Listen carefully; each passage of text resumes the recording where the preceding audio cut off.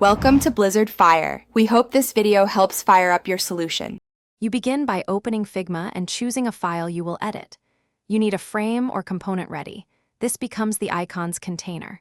Import an SVG or PNG, or use Figma's Assets panel to drag an icon in. Once the icon is placed, use the Move tool to position it and press Shift to keep alignment.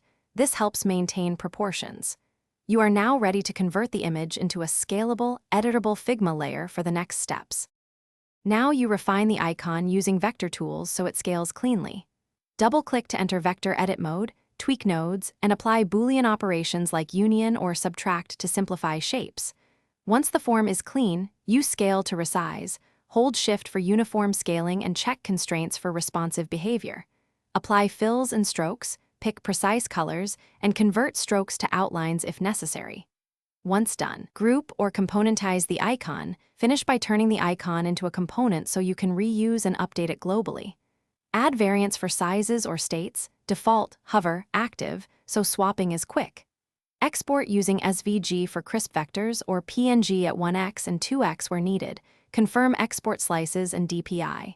If the icon looks wrong, inspect hidden layers, flattened groups, or stray masks.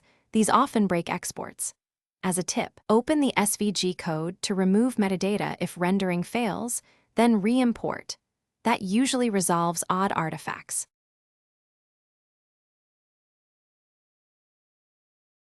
Thanks for watching. If you found this helpful, don't forget to like and subscribe.